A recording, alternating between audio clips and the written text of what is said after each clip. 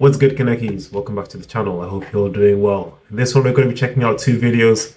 The first will be illustrating why governments do not understand money and why you should hedge yourself against government stupidity. It was a White House advisor, President Biden's economic advisor at the time, talking about or trying to explain where money comes from and how it works. Remember, this is the economic advisor to the American president. This is this is someone who should know a lot about money and how it works, but you will find out very quickly that he has no clue. The second video is going to directly address where it actually comes from and how it works, and it will illustrate why you should hedge yourself against government stupidity. Before we get into it, please hit the like button and subscribe as well if you haven't already. Let's get into it. The U.S. government can't go bankrupt because we can print our own money. It obviously begs the question, why exactly are we borrowing in a currency that we print ourselves? I just have to pause it. They can't go bankrupt because they can print the money. They're telling you that they're going to devalue on the debt. They're going to devalue on the debt. So when he says they can't go bankrupt, they basically spent a lot more than they bring in taxes. So they've been borrowing money for several years. It's not just the US, the UK, and many European countries as well. They're just sitting on serious levels of debt that they have absolutely no intention of paying back. So what are they going to do? They're just going to print it. They're just going to print the currency to pay down the existing debt. And that's going to bring about a serious case of hyperinflation, which will end up devaluing the currency. So many things that we pay for today will be several times more expensive in the future. I'm waiting for someone to stand up and say, why do we borrow our own currency in the first place? Like you said, they print the dollar. So why does the government even borrow? Well, again,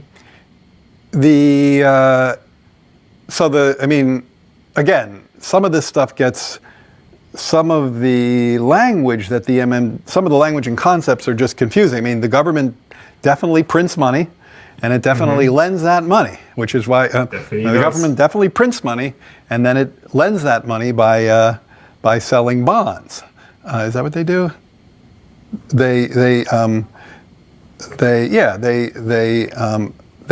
sell bonds. Yeah, they sell bonds, right? Since they sell bonds and people buy the bonds and lend them the money. Yeah. So a lot of times, at least to my ear with MMT, the language and the concepts can be kind of unnecessarily confusing, but there is no question that the government prints money and then it uses that money to I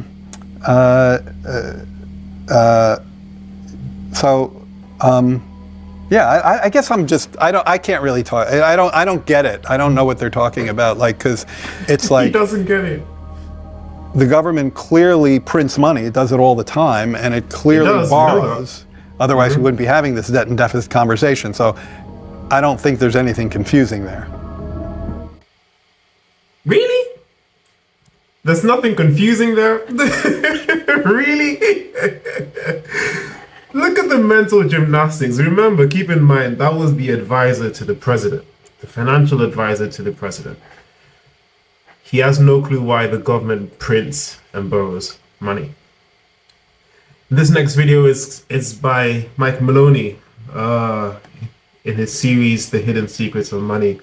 Honestly, this is one of the best playlists I can recommend to watch. It is phenomenal. It is absolutely phenomenal. It is actually what got me interested in finance, in economics, and personal finance. I will link the full playlist in the description below, so please do check it out. It has a wealth of information in there. So let's listen to Mike Maloney. It's about 3 to 4 minutes long. I'll try and pause it if there are any concepts I think should be explained, but he does a phenomenal job of it. Let's watch it. They say that money doesn't grow on trees, but the truth is that the modern banking system creates currency far faster than trees can grow. Most people don't have a clue how currency is created. Economists and bankers make it sound so complex that people think they can't understand it. But I'm going to strip our monetary system down to its essence so that you can see the scam behind the curtain and just how it affects you. Every modern society creates currency in pretty much the same way. But since the US dollar is the majority of the world's currency, I'm going to use the United States as our example.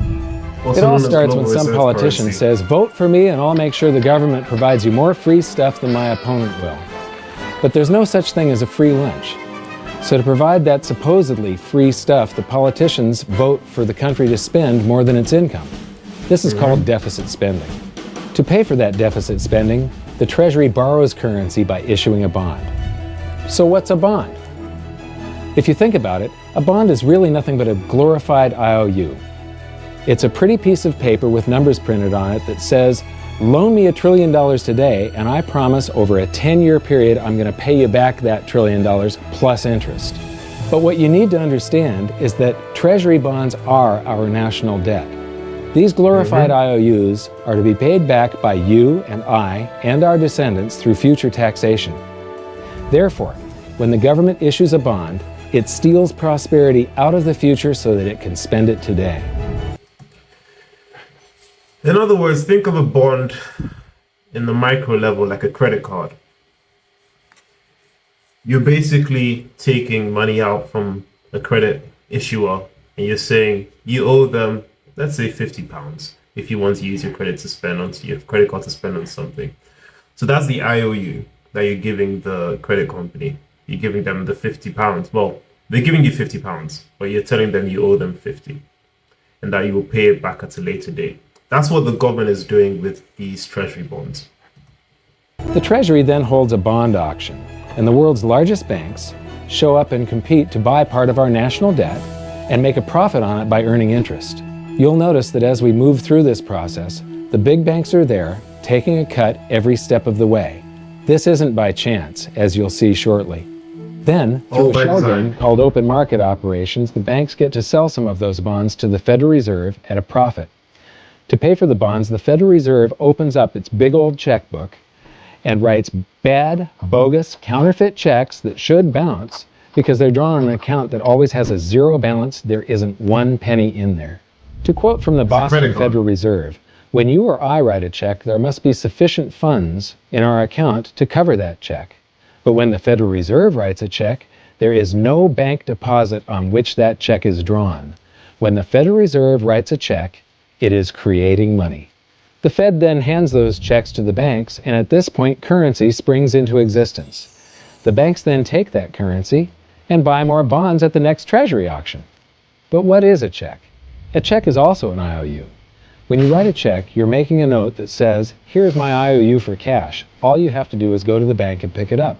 Now, it's very, very important that you understand this process because we're going to come back later and show you the devastating effect this has on you. The Treasury issues IOUs, bonds. The banks then buy those IOUs with currency. The Federal Reserve then writes IOUs, checks, and hands them to the banks in exchange for the Treasury's IOUs, the bonds. And currency is created.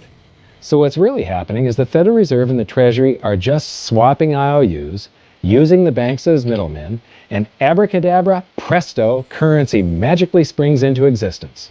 This process repeats and repeats over and over again, enriching the banks and indebting the public by raising the national debt. It's counterfeit. The end result is that there's a buildup of bonds at the Federal Reserve and currency at the Treasury. This process is also where all paper currency comes from. The Federal Reserve and the government mistakenly call it base money because they didn't watch episode 1 of this series and they don't know the difference between money and currency. But I will correctly refer to it as base currency because it is not money. It is currency, and as we've learned, there is a big difference.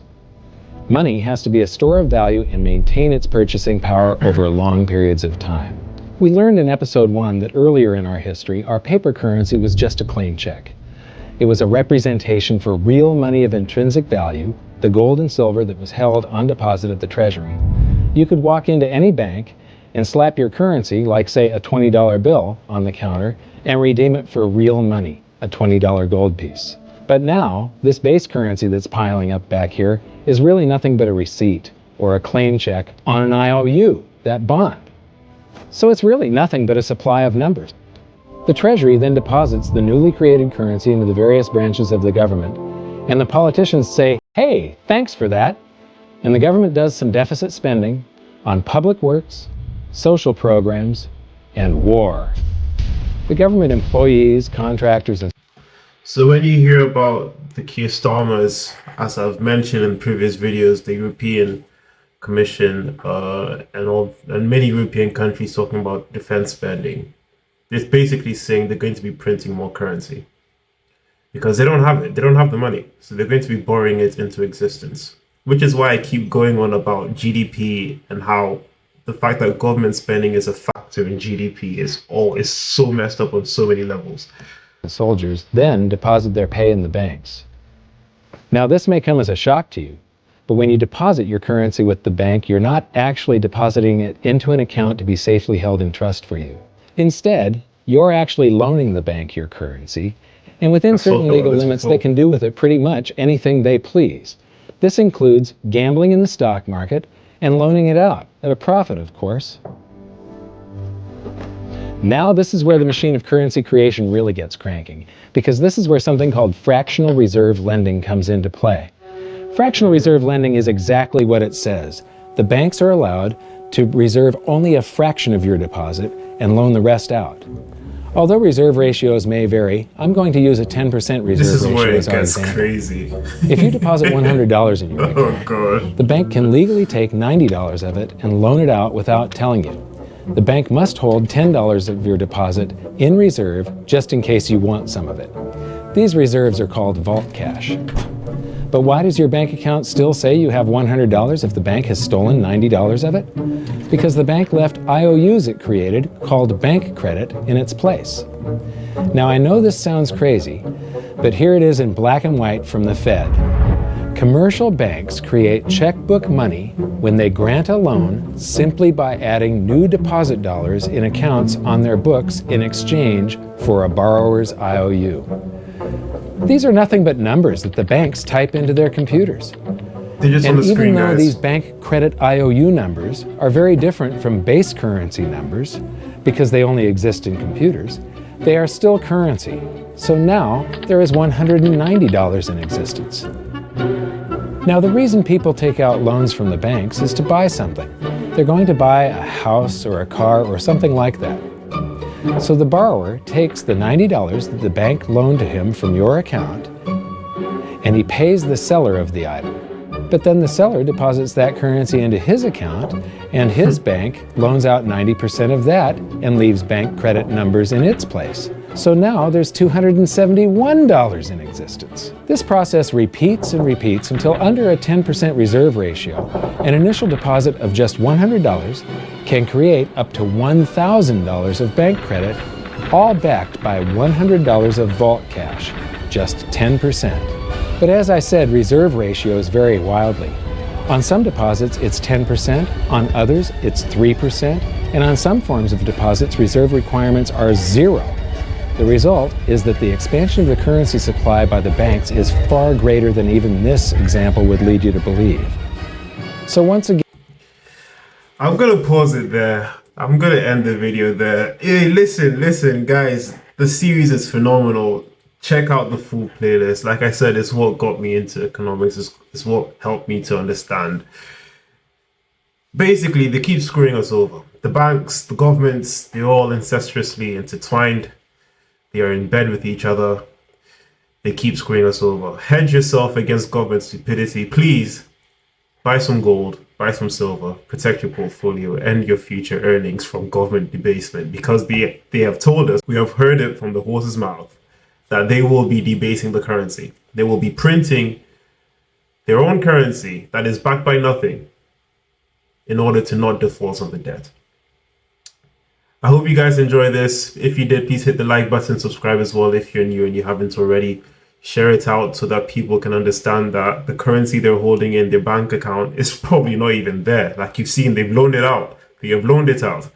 And also to help them understand that, look, listen, like the government isn't coming to save them. They have to do it themselves. We have to save ourselves from what's coming. Thank you guys, and I'll see you in the next video. Peace.